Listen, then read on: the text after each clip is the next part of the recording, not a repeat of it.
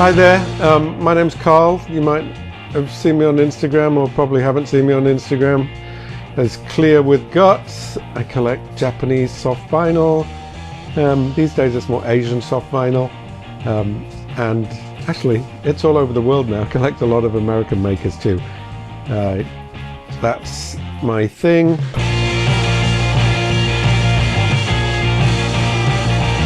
A few years ago, I got to meet Roger and Daniel, who are the men behind the scenes, did a video with them talking about soft vinyl. 7 years later, we're getting together again, and Roger asked me if I wanted to do a soft vinyl top 5. Couldn't really decide on the top 5, so I've gone for a top 10, and maybe some that deserve honorable mentions. In fact, it's really hard to choose a top 5 as top 10, so instead I went with a gut feel. I looked around and like, what are the things I like looking at the most, and I grabbed them, and I can guarantee that literally 5 minutes after this is over, I'm going to be, oh, I wish I'd included this, that, or the other. So if I collect your stuff and you were not in my top 10, it's not personal. I just went and looked around and pulled out the things that my eye gravitates to the most. So and some of my stuff I can't see very well, so there you go. That's the top 10 I'm going to be covering today.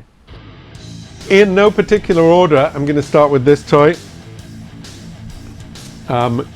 This is a flocked vinyl obake dog made by Secret Base. Secret Base is one of the first soft vinyl companies I got into in the early 2000s. I picked this version because this was a gift from the owner of the company, Henig.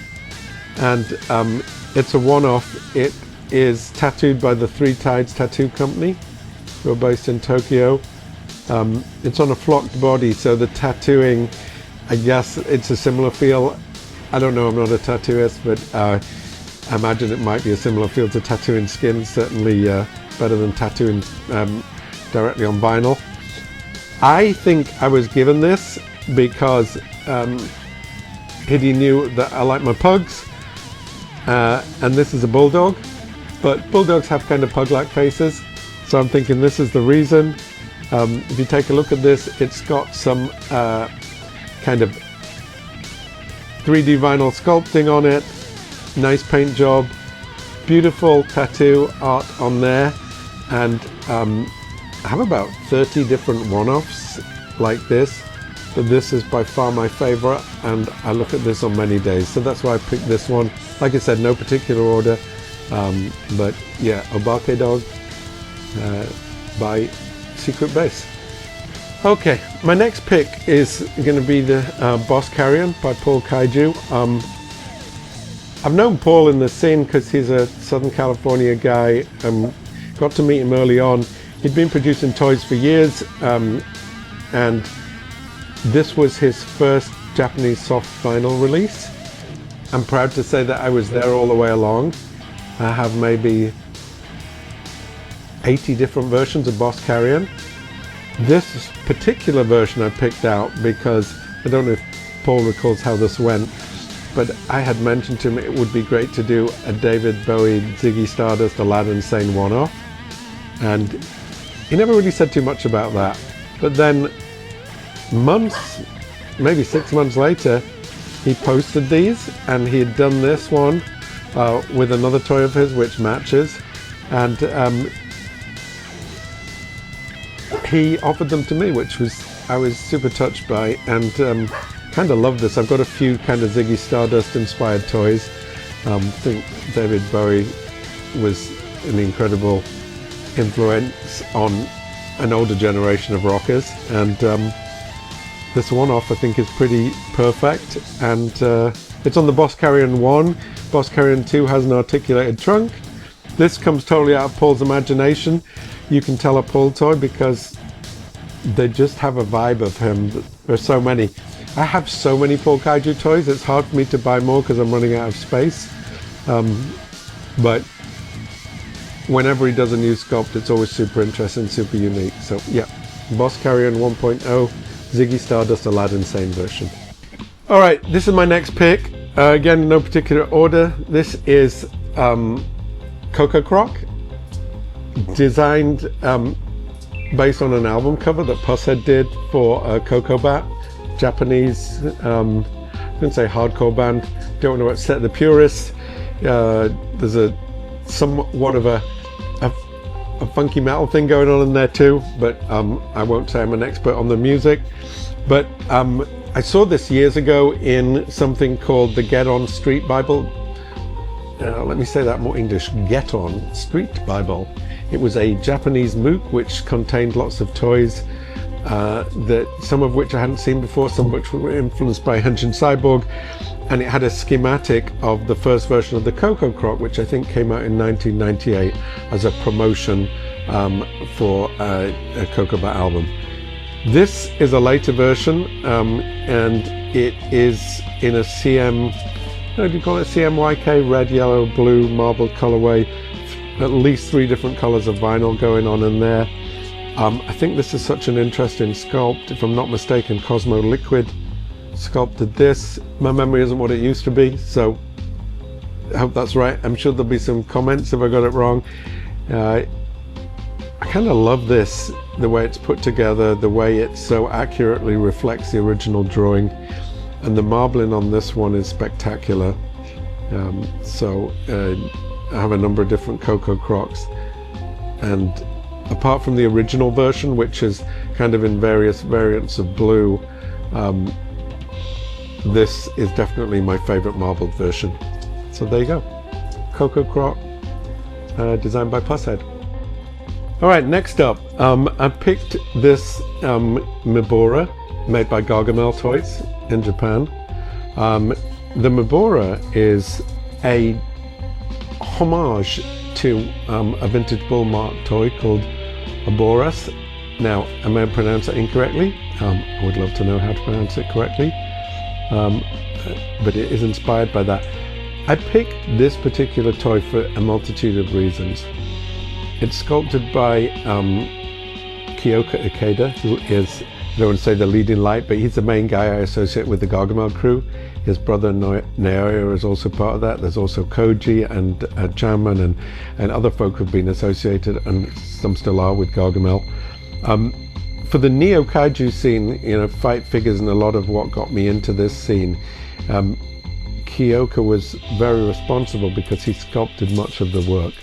And in fact, he's seen toys in my collection and pointed out things which he sculpted, which I would never have believed. He's been responsible for a lot of look and feel of the whole scene. Now, mibbora is a particular version of a figure which is made in a more kind of limited release. Sometimes it's in lucky bags for one-off shows, things like this. This particular version is a one-off. It's in their classic thrash out colorway, which is this black and silver with red eyes, but this one has guts. It's Clearwithguts, my favorite, and has an internal head. Again, love Clearwithguts, that's why my Instagram name Clearwithguts came about. And this was made for me. It's by Kyoka. He's done some, both him and Naoya have done amazing one-offs.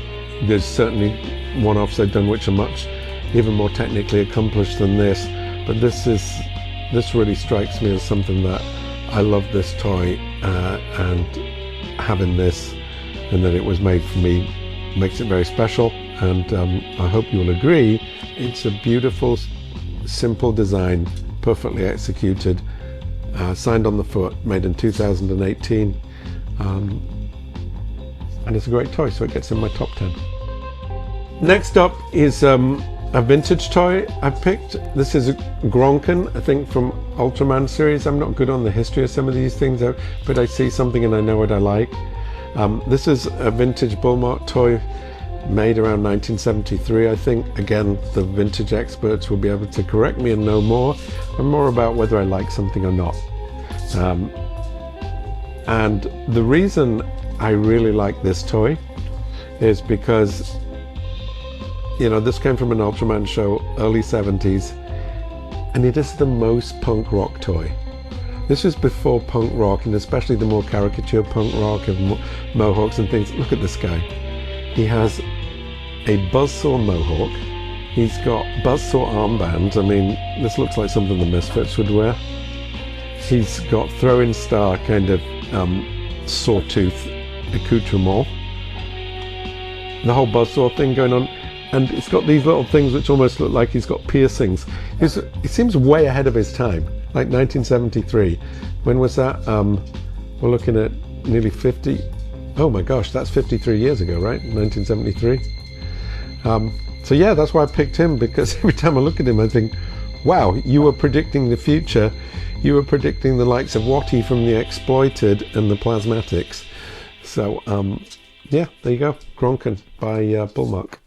My next choice is this four-eyed Nag toy made by Shigeru Arai, who sadly passed away in the last couple of years at a young age. I'm trying to remember if this was the first four-eye release or the second. I picked this one because Nag toys have kind of ascended into some kind of high-end collector status where people are paying thousands and thousands and thousands of dollars for them. This one I got at first release at retail. I prefer to get most of my toys at retail, I gotta say that. I'm not big into paying aftermarket prices, and these days it's getting harder and harder to get certain things at retail. Anyway, the reason I picked a Nag toy is aesthetically the Four Eyes pleases me more than the original Nag toy. The original version would definitely be on my top 10 list, and some of the later versions just have incredible heads.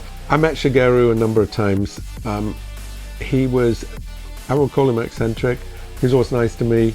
He did some fun stuff, like he'd do this weird thing where he'd shake your hand and he'd tickle the inside of your palm with his middle finger.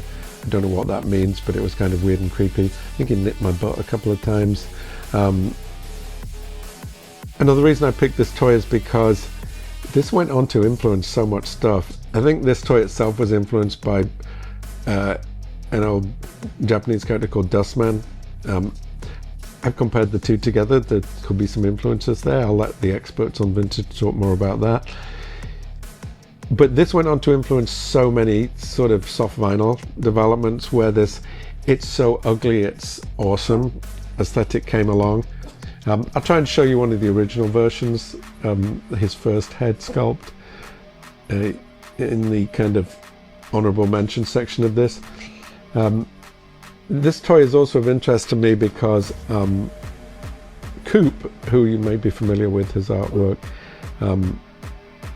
had seen the Nag toys on skullbrain.org back in the kind of probably around 2009, and I had one of the first Nags and showed it to him.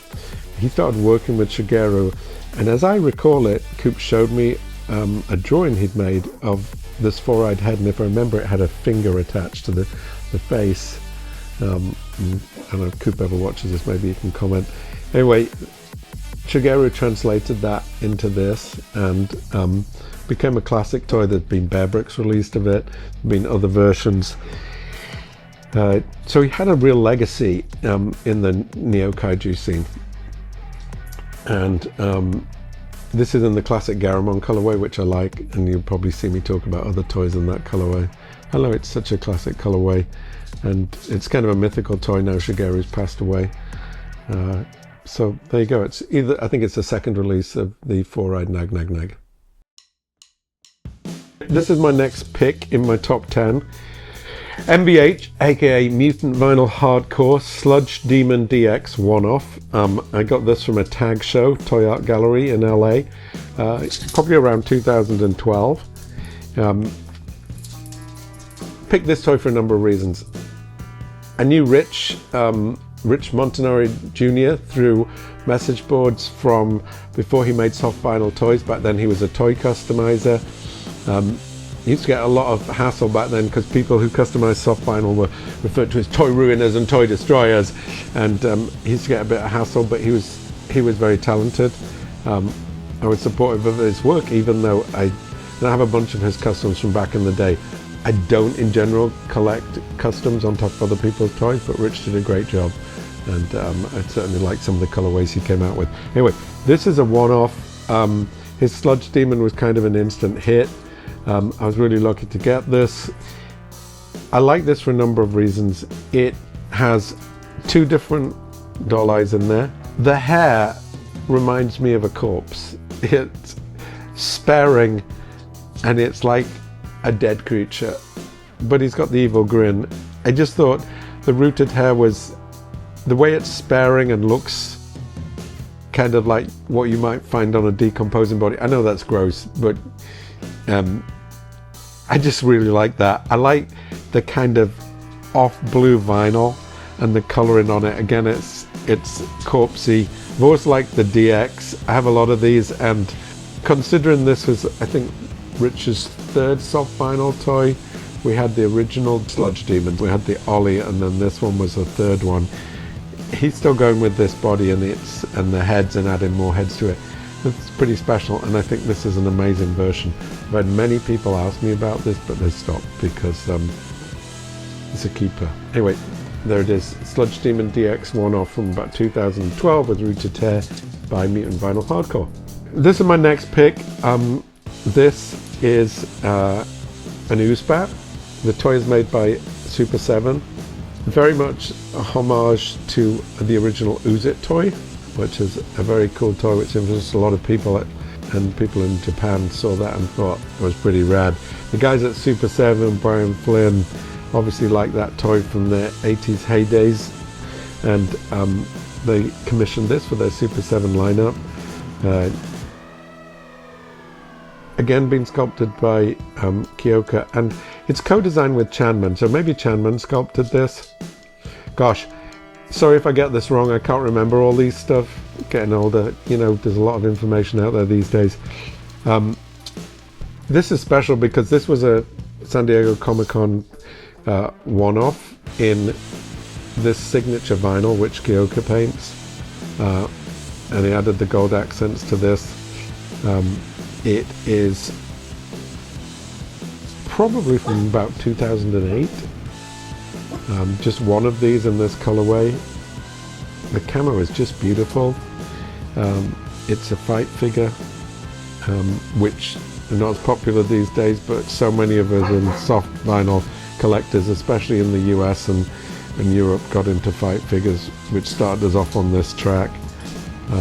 Love the camo on this, the gold, the design of the figure, its references. So there you go. That's my pick here. All right, this is my next pick. It's a Bemon kougy. I always used to call these just Bemons, but Bemon is the brand or the maker, and this is a kougy. It's based on, I think, a vintage illustration of it that was never made into a toy, and Bemon made this into a toy. He's a mysterious guy. It's hard to get these. I think now he really auctions them off, and maybe there's a secret collector group. I don't know. I'm not part of that group. I managed to collect these over the years. I have a bunch of Bemons. This is the one I always go back to. It's in a classic Garamon colorway, but it's got metallic green on it, which really makes it pop. The red lips really pop. On the bottom here it says, you probably can't catch this, it says Bemon, and it says SVHC, Soft Vinyl Hardcore. It comes from a punk background. It's a simple with 3 articulations. There's something so classic about these. It's like a vintage toy, but they first appeared in the 2000s in batches of one-offs, which had been copied by other artists since in a poster. I only have one of the one-offs. I managed to get some when they were first released through a kind of middleman in Japan. This one I got a little bit later than that, from a resale site. But yeah, I love this because of the metallic green, the shape of this figure, its history. So yeah, there you go. Bemon, soft vinyl hardcore Bemon kougy. Last but not least, it's a bigger toy, so I picked this. It's Clearwithguts. Look, see, Clearwithguts. This is Brutal A by HXS Toys. Terrible with pronunciations. It's made by Hirota. It's A stunning toy. It's like two toys in one. He'd already released this toy in painted versions. Here's a clear vinyl version. Hirota pulls these designs and sculpts these toys. It has the most elaborate robotic internal guts. The colors here, it's very influenced by Henshin Cyborg. Like the metallic blue and the red and the gold reminds me of the guts on a vintage Henshin Cyborg 12-inch figure. I never thought I'd get one of these, and I was able to get one. And I just think it's a stunning toy. I keep it towards the back of my collection because I worry about soft vinyl going cloudy with UV. But it's just incredible. There've been some more releases since this came out that, not by him, but other people who put guts in, like Akamatsu. Marmot Toys have done a great robotic gorilla. But this to me was the first one that really pushed those boundaries. Maybe came out 6-7 years ago. There are a number of different versions. I'm just very lucky to have one of them. And yeah, I think that's a stunner. I don't know if the camera captures all this. It's just such a stunning toy. To me, it's pretty breathtaking. So there we go. Brutal A, Clear with Guts. If you're watching this video, you might notice I did a video a few years ago in 2019 with Roger. It was a lot of fun. We talked about soft vinyl collecting. It's crazy doing this now, just in 2026, approximately 7 years later, a bit less. So many things have changed since then. The pandemic happened. I lost my husband. I lost my mother. I lost other close family member as well. Just the world seems to have changed, especially here in America, but probably other places too. So you might notice I've changed too. You look back at that video, yeah, it's the same person. I've got a long white beard and I haven't had my hair cut for a while. Actually, not since the pandemic, which I kind of like, but yeah, it's a different world. So it's funny doing this video with the same people. So I want to say thank you to Roger for producing these videos, for giving back to the community. He's getting nothing out of this other than a lot of hard work, but the pleasure of making them, and just incredible what he's doing. So I just want to say thank you, and give him a follow and give him props for giving back to the toy community. He's putting a lot of creative effort in and producing these amazing videos and showing people about stuff they may not necessarily know about. So I just want to say thanks to Roger and Daniel. Thank you so much. Thanks.